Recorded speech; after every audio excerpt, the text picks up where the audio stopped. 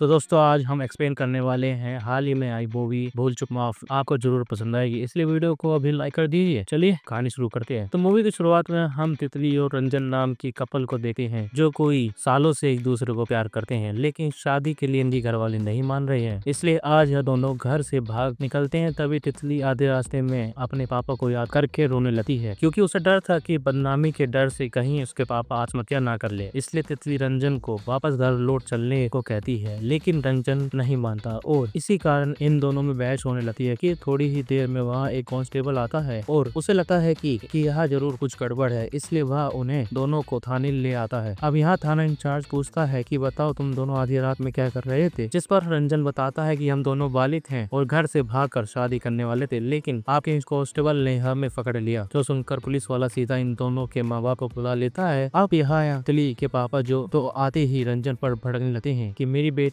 को भगाने की हिम्मत कैसे हुई, लेकिन तितली यहाँ रंजन के साइड लेती है और पुलिस वाला तितली के पापा को कहता है कि जब आपकी लड़की राजी है तो शादी क्यों नहीं करवाते थे। इस पर तितली के पापा कहते हैं कि यह लड़का कमाता नहीं है और ऐसे कैसे शादी कर दूं, मुझे तितली के लिए एक सरकारी नौकरी वाला पति चाहिए, ऐरा गहरा नहीं। इस पर रंजन के पापा तितली के पापा से बहस हो जाती है और हम समझ पाते हैं कि रंजन के पापा तो उसकी शादी के लिए मान रहे हैं। खैर अब यह तितली के पापा तितली का प्यार देकर रंजन के सामने एक शर्त रखते हैं कि अगर तुम 2 महीने में सरकारी नौकरी हासिल कर लेते हो तो मैं तुम्हारी शादी तितली से करा दूंगा, वरना तितली वही शादी करेगी जहाँ मैं कहूँगा। यह सुनकर रंजन के होश उड़ जाते हैं, क्योंकि वह तो कब से सरकारी नौकरी की तैयारी कर रहा है, लेकिन अभी तक नौकरी नहीं लगी तो इन 2 महीनों में कैसे लग जाएगी। जिसके बाद वह अपने पापा और मामा के साथ इस टेंशन में बैठा होता है कि अब मैं ये नौकरी कहाँ से लाऊं। तभी वहाँ रंजन की बहन कैरी आती है और वह रंजन का मजाक बनाने लगती है कि इसके बस का नहीं है कोई सरकारी नौकरी लेना। तब रंजन के पापा कहते हैं कि हमारा बेटा उस लड़की से प्यार तो बहुत करता है, काश इसकी कोई मदद कर पाता। तभी कैरी कहती है कि मेरी जान पहचान का एक लड़का है, मैं उसे कल मिलवाती हूँ। फिर अगले दिन कैरी सीधा रंजन को सुशील नाम के एक लड़के से मिलवाने जाती है, जो असल में कैरी का बॉयफ्रेंड था। वह रंजन को बताता है कि मैं एक भगवान दास नाम के आदमी को जानता हूँ, वह आपकी नौकरी पक्का लगवा देगा, क्योंकि उसके कोई सरकारी विवाद में कनेक्शन है। जो सुनकर रंजन खुश हो जाता है और सुशील के साथ वह सीधा भगवान दास के पास आता है। यह भगवान दास भी रंजन की हालत देखकर कहता है कि नौकरी तो मैं तुम्हें दिलवा दूंगा, पर उसके लिए तुम्हें एडवांस में 2 लाख देने होंगे और बाकी के 6 लाख काम होने के बाद। 6 लाख सुनकर रंजन कहता है कि मेरे पास इतने पैसे तो नहीं है, कोई और उपाय बताइए। लेकिन भगवान दास कहता है कि पैसों का इंतजाम करो तभी कुछ होगा, क्योंकि अभी जल्द ही सिंचाई विभाग में भर्ती निकली है तो वहाँ मैं तुम्हारा टाका बिठा सका हूँ। इसके बाद रंजन परेशानी में बैठा होता है कि अब मैं ये 6 लाख कहाँ से लाऊंगा, वहाँ भी इतनी जल्दी। तभी वहाँ तितली आती है और वह यह सब जानकर परेशान हो जाती है, पर कहीं न कहीं तितली को यह उम्मीद थी कि रंजन की सरकारी नौकरी लग सकती है। जिसके बाद अगले दिन तितली रंजन के साथ अपनी माँ एक हार जाकर सुनार के पास गिरवी रखवा देती है और वो उसे 2 लाख लेकर रंजन को दे देती है। यानी तितली रंजन के लिए कुछ भी कर सकती थी और फिर रंजन वो पैसे ले जाकर भगवान दास को दे आता है कि अब बस मेरी नौकरी लगवा दो। अब कुछ दिन ऐसे ही बीते हैं और एक दिन रंजन को उसके मामा आकर बताते हैं कि भगवान दास तो अपने ऑफिस में कई दिनों से आया नहीं है, शायद वह तुम्हारा पैसा लेकर भाग गया। या सुनकर रंजन के होश उड़ जाते हैं कि अब ना तो मेरी शादी हो गई और ऊपर से तितली के 2 लाख दी गए। इसके बाद यहाँ लोग हर जगह भगवान दास को ढूंढते हैं, पर वह उन्हें कहीं नहीं मिलता। और जब तितली को उसके बारे में पता चलता है तो वह रंजन को खूब सुनाती है। फिर वह रोते हुए कहती है कि अब मेरी शादी नहीं हो पाएगी और पापा मेरे लिए लड़का ढूंढने लगे हैं। यह सुनकर रंजन रोने लगता है। अब अगले दिन रंजन नौकरी के बारे में सोच ही रहा होता है कि तभी वह हलवाई के मुंह से सुनता है कि उसने अपने घर में बेटा होने की भोलेनाथ से मन्नत मांगी है, जिसके बदले में वह अपने बाल मंडवाएगा। यह सुनकर रंजन को आइडिया आता है कि क्यों ना मैं भी भोलेनाथ से मन्नत मांग लूं, शायद वह मेरी यह विनती सुन ले। इसके बाद रंजन सीधा भोलेनाथ के मंदिर आता है और वह कहता है कि भगवान बस मेरी नौकरी लगवा दो ताकि मैं तितली से शादी कर सकूं। पर मन्नत के बदले उसे समझ नहीं आता कि वह भगवान को क्या अर्पित करे, इसलिए वह पूछने के लिए वहाँ पास बैठे पंडित जी के पास आता है और पूछता है कि भगवान से ऐसा क्या कहूँ जो वह मेरी मन्नत पूरी कर दे। तब पंडित जी बताते हैं कि भोलेनाथ से कहो कि मैं अपनी मन्नत के बदले कोई भी भला काम कर दूंगा और रंजन ऐसे ही करता है। फिर अगले दिन रंजन घर पर उदास बैठा होता है क्योंकि तिथि उससे बात नहीं कर रही थी। तभी उस पर भगवान दास का फोन आता है जो कहता है कि बधाई हो, सारी सेटिंग कर दी है और तुम्हारी नौकरी सिंचाई विभाग में पक्की हो गई है, उसी के लिए मैं लखनऊ गया था। यह सुनकर रंजन खुश हो जाता है। इधर हम तितली के घर पर देखते हैं कि आज लड़के वाले उसे देखने आए हैं और लड़का बिजली विभाग में है। तभी तितली की बहन पर रंजन का फोन आता है जो बताता है तितली मेरे फोन नहीं उठा रही है, उससे कहो कि मेरी सरकारी नौकरी लग गई है। और जैसे यह बात तितली को पता चलता है, वह तुरंत सामने बैठे लड़के को वहाँ से भगा देती है। थोड़ी देर में वहाँ रंजन भी अपने माँ बाप के साथ मिठाई लेकर अपने रिश्ते की बात करने आता है और रंजन की नौकरी लग गई है। यह जानकर तितली के पापा भी हैरान थे। खैर अब वह अपने वादे के मुताबिक तितली की शादी की डेट निकलवाते हैं, जो कि इस महीने की 30 तारीख थी। यह सुनकर रंजन और तितली खुश हो जाते हैं कि अब हम एक हो जाएंगे। अब कुछ ही दिनों में शादी की तैयारी हो जाती है और शादी से एक रात पहले शादी हल्दी वाली रात रंजन तितली से छुपके मिलने आता है। वह कहता है कि अब कल हमारी शादी हो जाएगी तो हमें कोई अलग नहीं कर पाएगा। यह सुनकर तितली भी खुश हो जाती है। फिर अगले दिन रंजन बहुत ही एक्साइटेड होकर उठा है कि आज तो मेरी शादी है, लेकिन वह बाहर आकर देखता है कि यहाँ तो हल्दी की तैयारी हो रही है, जो कि कल ही हो चुकी थी। इसलिए रंजन अपनी माँ से आकर कहता है कि आज बारात निकलने और तुम हल्दी में ही अटी हो। लेकिन रंजन की माँ कहती है कि आज 29 तारीख है, हल्दी का दिन, और बारात तो 30 को जाएगी। इससे रंजन कंफ्यूज हो जाता है और उसकी बहन बताती है कि जरूर यह डेजा वो तुम्हारे साथ हुआ है। कभी कभी इंसान के साथ ऐसा हो जाता है कि उसे लगता है कि उसने पहले ही जिंदगी जी ली है। जिसके बाद रंजन भी चुपचाप हल्दी मना लेता है और आज 29 तारीख पर कांटे का निशान बना देता है कि आज का दिन बस खत्म हो जाए। इसके बाद वह अपने मामा के पास मिलने आता है तो उसके मामा ने उसके लिए बैचलर पार्टी का इंतजाम किया था, जहाँ जाकर रंजन खूब एंजॉय करता है और उसे लग रहा था कि चलो अब कल तो मेरी शादी हो जाएगी। अब अगले दिन जैसे ही रंजन होता है तो रंजन तो आज की रोहा 29 तारीख की हल्दी का दिन, और यह सिर्फ रंजन ही था जिसे मालूम पड़ रहा था कि यह दिन रिपीट हो रहा है। फिर वो अपने घर वालों को समझाने की कोशिश करता है कि हल्दी में पिछले 2 दिन से बना रहा हूँ और यह शादी का दिन कब आएगा। यह सुनकर रंजन के घर वालों को लगता है कि रंजन का दिमाग खिल गया है, इसलिए वह उसे सीधा डॉक्टर के पास लेकर जाते हैं। पर रंजन गुस्से में वहाँ से चला जाता है और फिर जब वह अपने मामा के साथ था तभी उसे वही हलवाई दिखा है। इसकी मन्नत पूरी हो गई थी, इसलिए उसने अपने बाल मनवा दिए। तभी उसे देखकर रंजन को याद आता है कि मैंने भी तो मन्नत मांगी थी सरकारी नौकरी की, और फिर मैंने अच्छा काम करने के लिए कहा था, लेकिन क्या नहीं, इसलिए भोलेनाथ गुस्सा है और मेरे शादी का दिन आ ही नहीं रहा है। वह सब रंजन सोच ही रहा होता है कि तभी वह तितली आ जाती है, जिसे रंजन के बारे में पता चल जाता था कि वह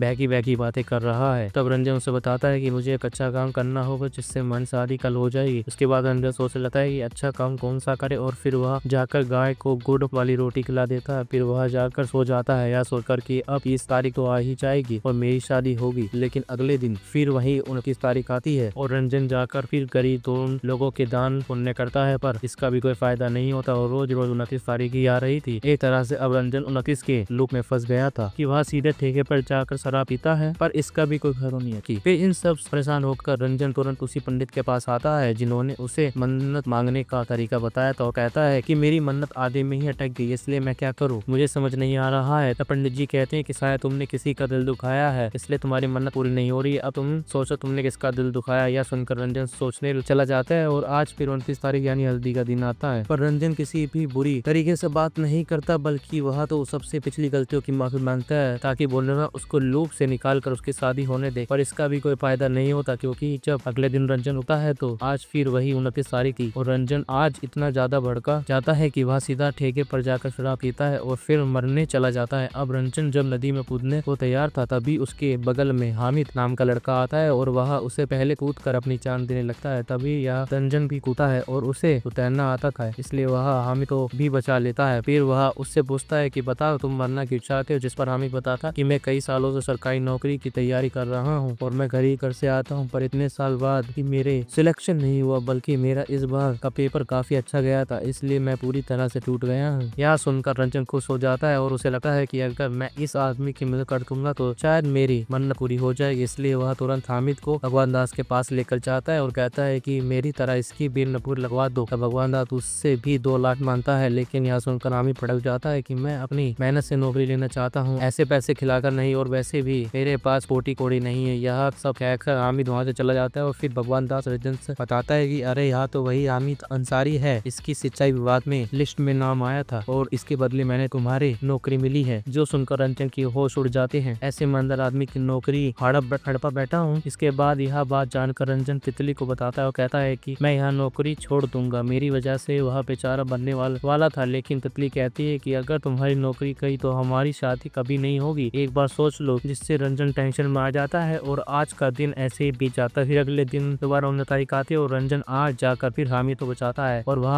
उसे कहीं अच्छी जगह नौकरी दिलवाने का वादा भी करता है, पर हामिद नहीं मानता। मुझे तो वही सिंचाई विभाग की नौकरी चाहिए थी, थी। फिर अगले दिन दोबारा 29 तारीख को रंजन हामिद को बचाता है और वह उसे कैसे भी करके मरने से रोकना चाह रहा था ताकि हामिद का मन बदल जाए, शायद वह इस 29 तारीख के लूप से निकल सके। पर ऐसा कुछ भी नहीं होता और हामिद रोज अपनी जान देने की कोशिश करता रहता है। फिर एक दिन रंजन हामिद के कूदने से पहले उसके पास आकर पूछ लेता है कि तुम मरना क्यों चाहते हो, वह अपनी उस छोटी सी नौकरी के लिए। इस पर हामिद बताता है कि मेरे गाँव में पानी की समस्या है और अपने पापा से वादा किया था कि मैं सिंचाई विभाग का अफसर बनकर ही गाँव आऊंगा, पर मैं नौकरी नहीं ले पाया। जो सुनकर रंजन का दिल टूट जाता है और वह ऐसे ही वहाँ से भटकने लगता है। फिर वह जब वापस उसी जगह आता है जहाँ उसने हामिद को छोड़ा था तो पता चला कि हामिद नदी के पास गया है और आज हामिद की जान चली जाती है क्योंकि रंजन ने उसे नहीं बचाया था। यह सब देखकर रंजन को बहुत बुरा लगता है। इसके बाद रंजन रोते हुए सीधा भोलेनाथ मंदिर आता है और आज दिल खोल कर उनकी पूजा करता है। फिर अगले दिन दोबारा 29 तारीख आती है और वह अपनी नौकरी छोड़ देता है ताकि हामिद को उसकी नौकरी मिल जाए। फिर आज रात रंजन सोता है तो वह अगले दिन 30 तारीख को उठता है। यह देखकर रंजन खुश होने लगता है कि शायद भोलेनाथ ने उसकी मन्नत सुन ली, पर अब उसे यह टेंशन सता रही थी कि तितली को पता चलेगा कि मैंने नौकरी छोड़ दी है तो उसका क्या होगा। पर उसके मामा कहता है कि एक बार शादी हो गई तो सब मान जाएंगे। जिसके बाद रात को रंजन की शादी में सब लोग नाच रहे होते हैं और वहाँ रंजन को भी नाचने को कहते हैं, पर रंजन तो तितली से सच छुपाने के गिल्ट में था, इसलिए वह गुस्से में सब पर भड़क जाता है और फिर वहाँ चिल्लाकर कहता है कि मैंने अपनी नौकरी छोड़ दी है, जो सुनकर लोग शांत हो जाते हैं। फिर वह सब लोग रंजन को भला बुरा कहने लगते हैं कि इतनी मुश्किल सरकारी नौकरी मिली थी और इन रंजन जी ने उसे भी छोड़ दी। और तितली भी रंजन को खूब सुनाती है। तभी भगवान दास आता है और कहता है कि रंजन से बड़ा मूर्ख मैंने जीवन में नहीं देखा, लेकिन इस मूर्ख की सच्चाई ने मेरे दिल जीत लिया। आज रंजन ने अपनी नौकरी छोड़कर उस हामिद अंसारी को उसकी नौकरी दिलवाई है, जिसके कारण वह अपने गाँव में काम कर पाएगा। साथ ही भगवान दास यह सरकारी नौकरी पर तितली के माँ बाप को खूब सुनाता है कि तुम लोग बस सरकारी नौकरी देते हो, लड़का कैसा भी हो इससे तुम्हें फर्क नहीं पड़ता। आज इसी कारण कितने लड़के मेंटल ट्रॉमा से गुजरते हैं इसका अंदाजा भी है। यह सब सुनकर भगवान दास वहाँ से चला जाता है और कहीं न कहीं तितली के पापा को अपनी गलती का एहसास हो गया था, इसलिए वह रंजन से आकर कहते हैं कि तुम्हारी चाहे सरकारी नौकरी हो या प्राइवेट नौकरी, बस मेरी बेटी को खुश रखना। और इन्हीं के साथ इसकी शादी हो जाती है। मूवी यही खत्म होती है। मूवी काफी सही है, मैं रिकमेंड करूंगा एक बार जरूर जाके चेकआउट करो। Thank you very much. अगर अभी तक बने हुए हो तो वीडियो को लाइक, चैनल को सब्सक्राइब जरूर करना।